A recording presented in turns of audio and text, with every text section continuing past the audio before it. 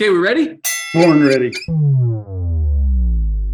All right, Patrick, let's start by talking about mortgage defaults. I think every investor that kind of tracks the economic activity and everything that's happening has been asking themselves, when are we going to see these major mortgage defaults? Are we going to see a bunch of bankruptcies? Are we going to see a bunch of people defaulting on their mortgages? Are we going to see a repeat of what we saw in the great financial crisis, 2008? I think a lot of people are expecting it. Quite frankly, Patrick, people have been expecting this since the very beginning, when the government was handing out money left, right, and center, and people thought, no one's ever going to be able to pay this back. And we kind of have not seen it up until now, but are things changing? That's the question.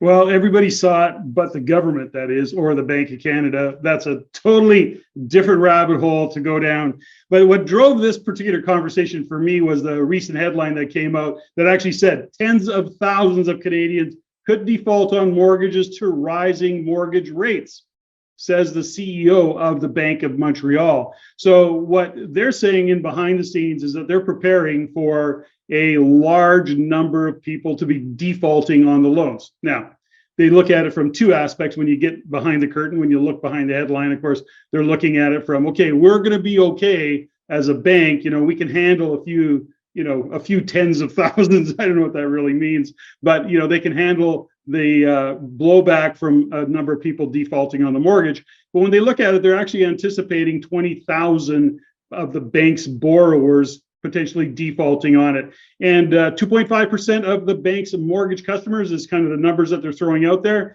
And these are actually customers that already have, tend to have a lower credit rating and or maybe they over leveraged a little bit. They don't have a lot of equity in the property. They went in a little bit light on their down payment. Some will say, well, what about CMHC and all that? Got it. But that doesn't mean that they won't default or potentially default on that loan. So they're anticipating it. It hasn't started to occur yet, although I think they're anticipating because they're getting some kind of signals that say this is coming. Well, I'll tell you what I'm seeing in the market, Patrick. A couple things. First of all, I'm seeing something interesting in the market that I'll touch on in a second. But I want to say the article specifically says, and this is Scotiabank, that says 20,000 of its borrowers are vulnerable. So they're not saying 20,000 people are going to default. They're saying those people are vulnerable.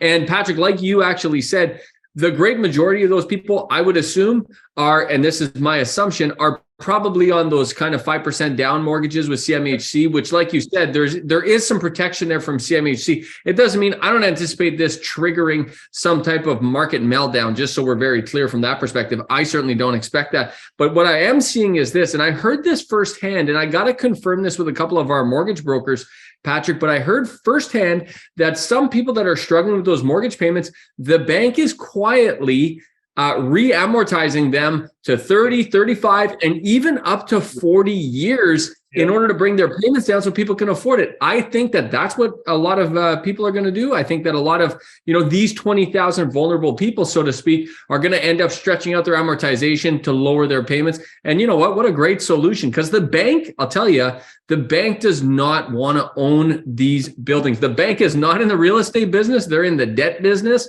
So if anyone is out there waiting for this kind of swath of mortgage defaults, I don't think you're going to see it. But that doesn't mean there's not going to be some great buying opportunities, Patrick, because that's different. Those two things are not equal. You don't have to have mortgage defaults to see great opportunities in the marketplace from my perspective. You nailed it. The banks are in the debt business. And at the end of the day, we see these kind of headlines. We know they're clickbait. So it's important to kind of look at it and say, well, what does this whole thing even mean?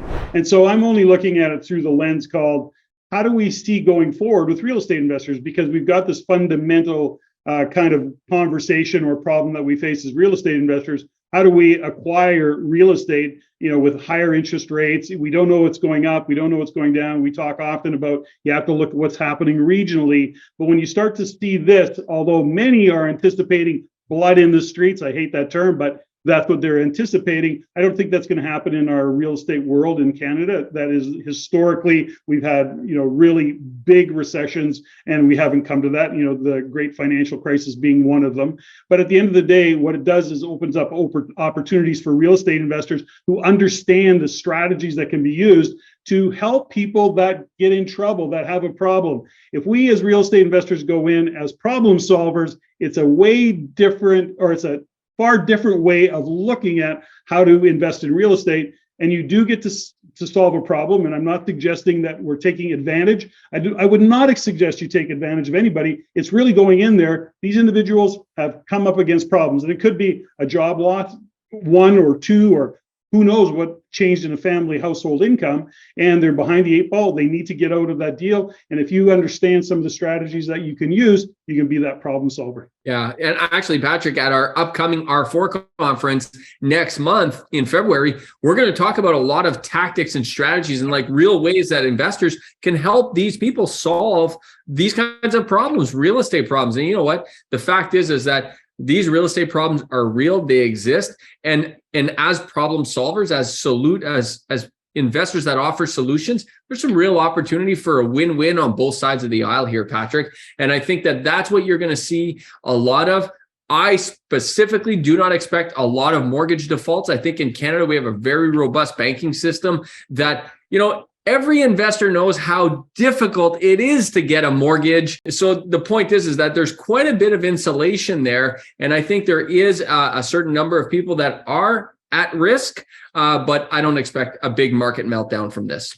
There's a couple of things that we talk about, which is, we talk about recession, we talk about regions, we talk about real rates, interest rates, and we talk about real estate. So that's kind of it. So when we wrap the collective conversation around that, within all of what's happening right now is the opportunities. And those opportunities come, JG, from what we've talked about many times, which is the real estate cycle. And within the real estate cycle, just a few short months ago, everybody's a real estate genius at the boom part of the cycle, like at the peak of the boom part of the cycle. And now that things go into the slump, this is what a slump starts to look like. I mean, this is where there is, in fact, a lot of pain. This is where investors do kind of go sideways and stand off to the sidelines.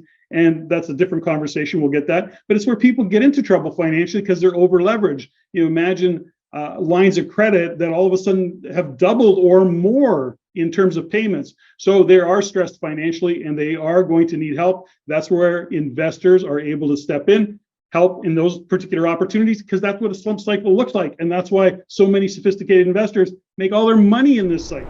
I hope you've enjoyed this episode. Please like and subscribe. And if you've enjoyed this, please share it with someone that you know, because it's going to be incredibly valuable to them. Also, we'd love to hear from you. So please comment below. If you want to see more stuff like this, click here. If you want to see the entire show, click there.